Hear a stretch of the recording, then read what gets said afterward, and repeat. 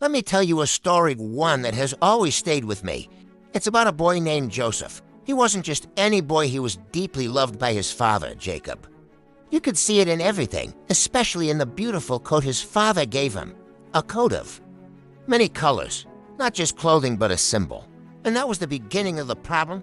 You see, his brothers hated him for it. Not just a little jealousy, real hatred, the kind that grows quietly until it becomes something dangerous.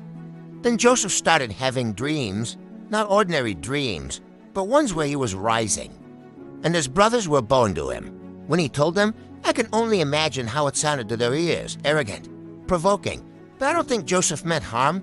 I think he just didn't understand yet what those dreams would cost him. One day, his brothers saw him coming from far away. I picture the sun hitting that colorful coat, making him impossible to miss.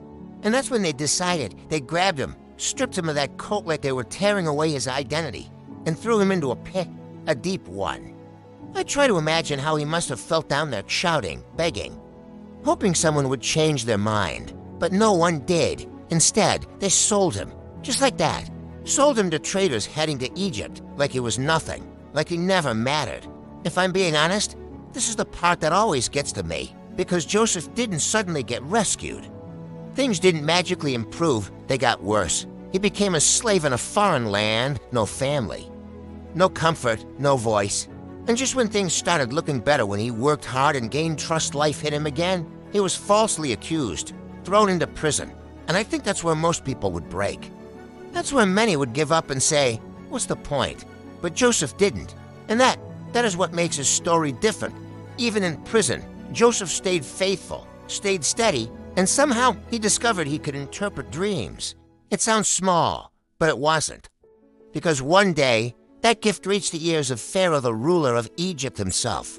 Pharaoh had dreams no one could understand, so they brought Joseph out of prison. I imagine him standing there after everything he had been through, calm, focused, ready. He explained the dreams clearly. Years of plenty were coming, followed by years of famine. And in that moment, everything changed. Pharaoh saw something in him, not just intelligence, wisdom, strength, purpose. And just like that, Joseph was raised up, not slowly, not step by step.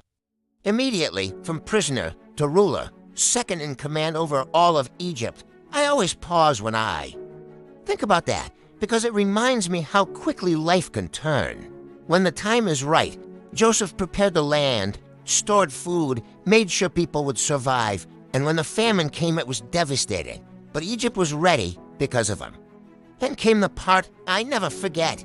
His brothers returned, the same ones who betrayed him now, standing before him, asking for help. And they didn't even recognize him, but Joseph recognized them. Now think about that, all that pain, all those years, and now he had power, real power. He could have punished them.